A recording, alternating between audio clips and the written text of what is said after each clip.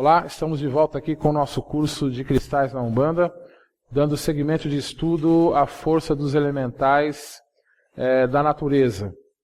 O primeiro grupo de elementais que nós vamos falar com vocês é a respeito dos silfos e sílfides, que são os elementais do ar, cuja regência está ligada à nossa mãe Yansan.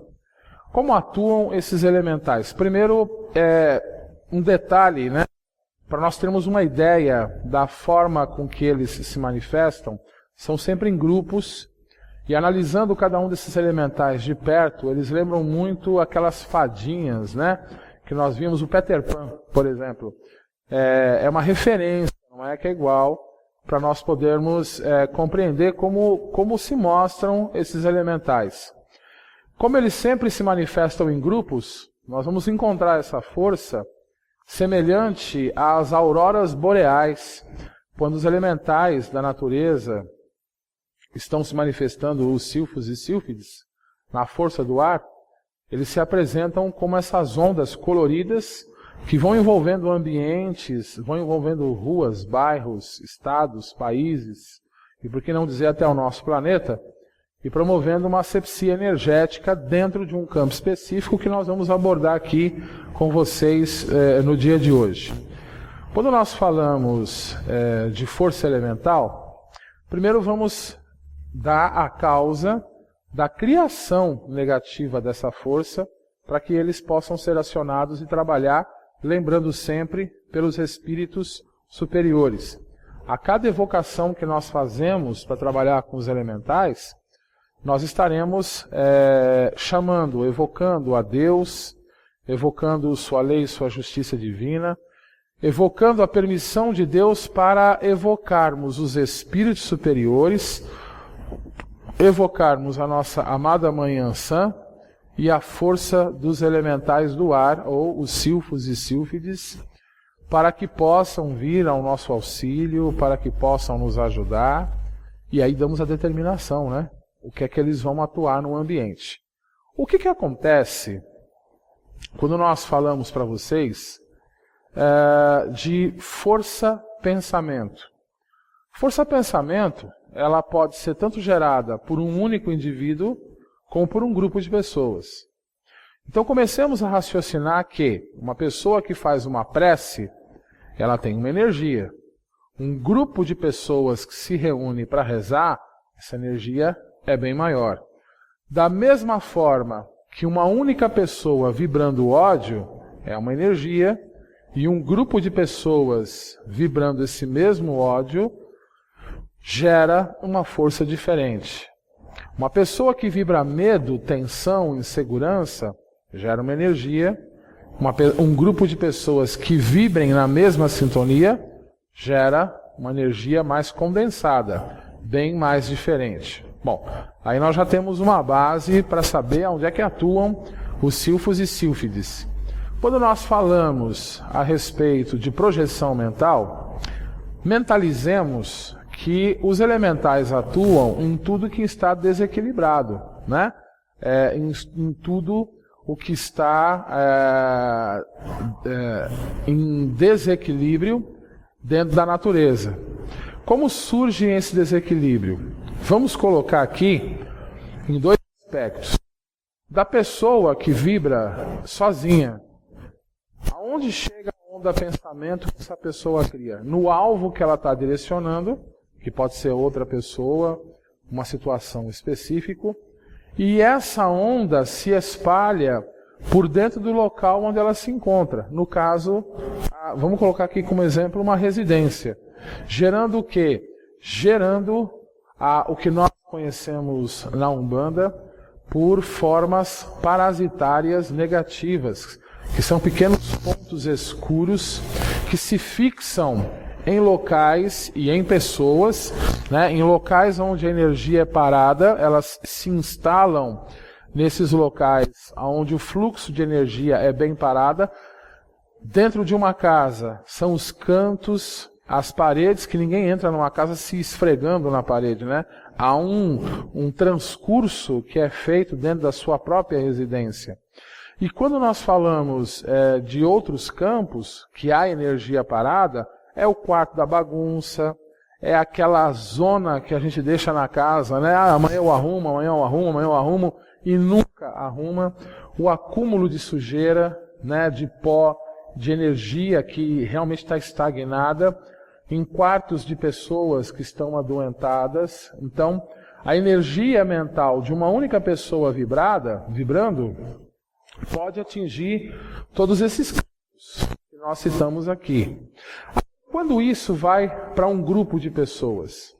Peguemos aí, né, o que não falta na mídia, esses anúncios de guerras, de atentado e crise, que vai faltar isso aqui, que vai faltar isso ali, e nos reportemos à época em que as duas torres gêmeas, né, em Nova York, nos Estados Unidos, elas foram abatidas pelo avião.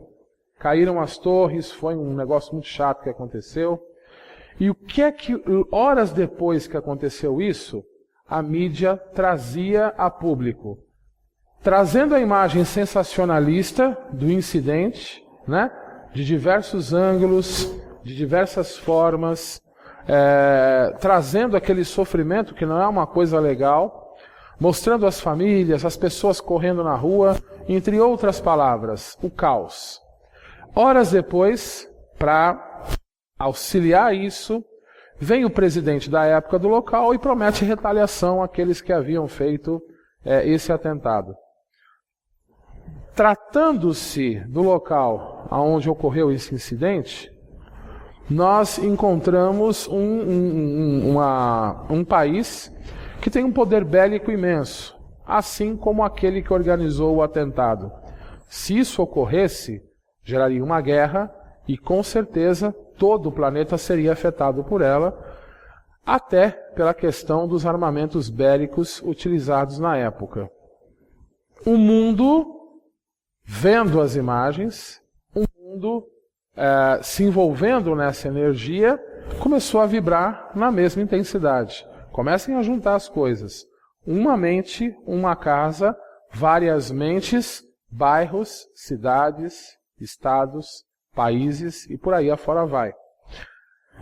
Esse tipo de vibração, seja ele do nível que for, né, essa vibração mental parasitária negativa, ela acaba alimentando a formação de formas parasitárias que vão se unir e criar doenças de cunho físico alimentadas por pensamentos negativos.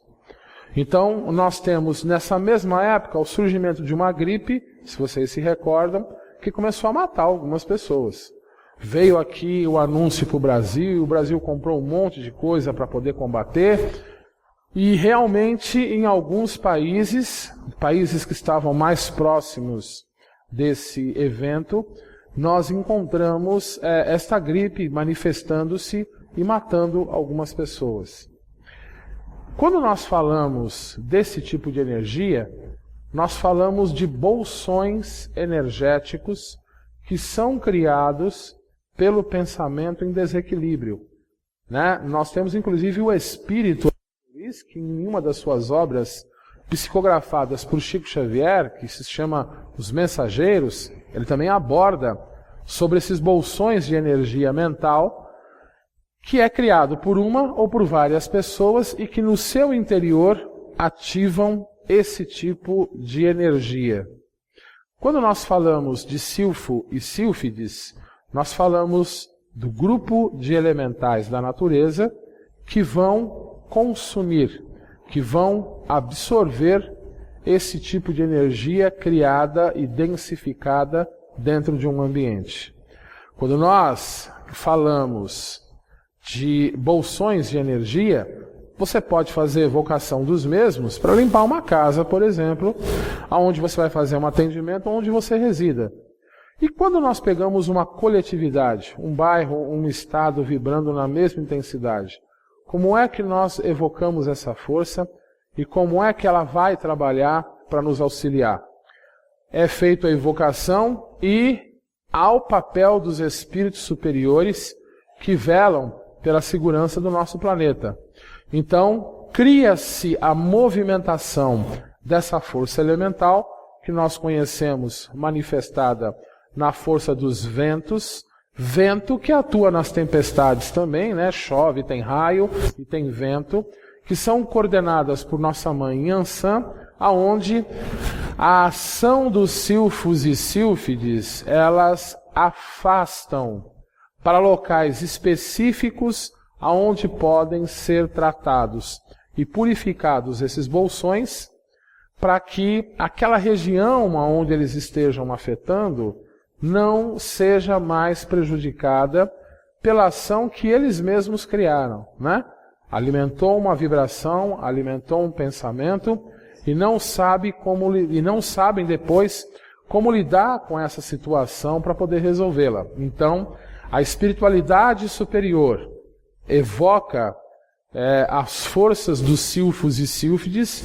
Geralmente na Umbanda nós encontramos a ação dos caboclos do vento, dos caboclos roxos, dos caboclos flecheiros, dos caboclos pena branca e outra infinidade de caboclos que já, num patamar mais elevado, sabem e evocam essas forças e as mesmas, através do vento, vão direcionando esses bolsões de energia condensada para os locais da natureza específicos aonde eles serão diluídos. Então, geralmente isso é conduzido para próximo de matas, né? Aonde a folhagem, que tem uma coloração mais escura, é naturalmente absorvedora. E ela absorve essas energias, esses parasitas, anulando essas forças que, infelizmente, tanto nos agridem.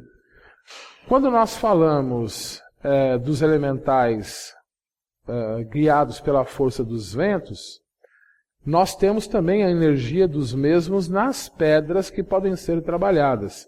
Isso nós vamos mais para frente estar explicando para vocês. Temos uma segunda classe, que são os elementais da terra, conhecidos como avissais, né? Esses elementais, eles atuam na formação de estruturas para construção de campos de força ou ainda para reuniões, colaborando para reuniões de materialização. Como eles se apresentam? Existia um desenho, uns anos atrás, que era um homem de pedra. Geralmente, quando nós vemos uma referência a esses elementais, eles se assemelham a essa figura do homem de pedra. E qual que é o papel deles na criação? É trazer a matéria ectoplásmica dos minerais para poder criar no plano das formas a formação que dará materialização a um determinado objeto, né? Ou mesmo dentro da criação.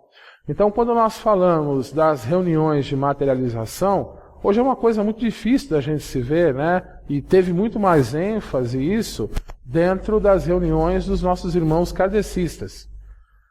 Só que o que acontece? Infelizmente, nós encontramos, na época que havia essas reuniões de materialização, um todo coletivo, vibrando pelo mesmo objetivo. Não se ia para a reunião querendo ver o espírito lá que materializava de um pai, de um amigo, de uma ex-mulher. Pelo contrário, nós encontramos essas energias manifestando-se nos ambientes onde as pessoas vibravam na mesma intenção, o fenômeno e não a intenção.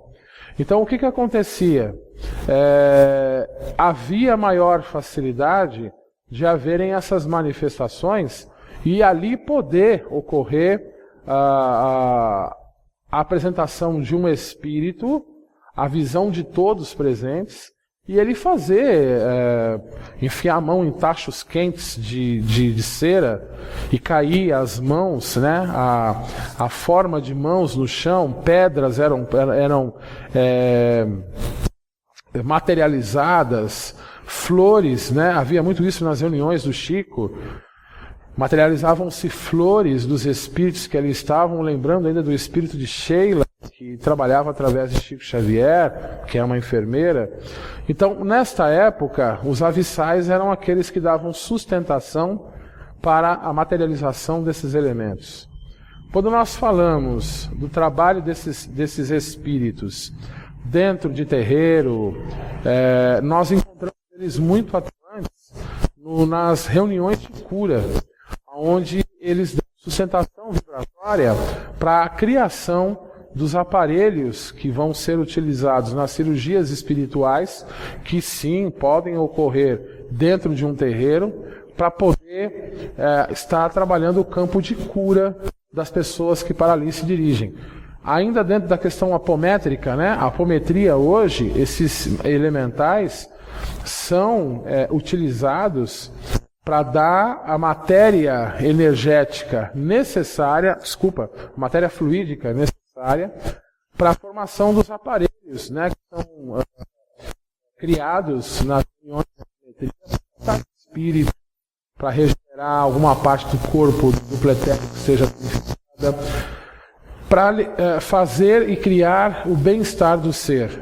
Então nós temos essa classe pouco divulgada também, né, dos avissais dentro da Umbanda, e é através dela que os magos negros projetavam as formas de aparelhos densos para serem instalados nas pessoas, e que hoje, dentro daqueles que realmente sabem fazer uma demanda, é onde se projeta a contraparte desse elemento para se ligar no dupletério da pessoa que será atacada. Então, temos a segunda classe dos elementais da natureza, que são os avissais, que são os elementais da terra, né, do reino mineral. Temos a primeira classe, que são os sílfos e sílfides, os elementais do ar. E temos a terceira classe, que são a classe das salamandras, ou os elementais do fogo. Nós estaremos na próxima aula abordando a respeito das salamandras com cada um de vocês. E eu espero que esses dois exemplos que nós vemos já comecem a criar uma consciência religiosa e energética também aí na vida de vocês, para que o seu trabalho seja ainda mais eficiente. Até o nosso próximo encontro. Um grande abraço e até lá.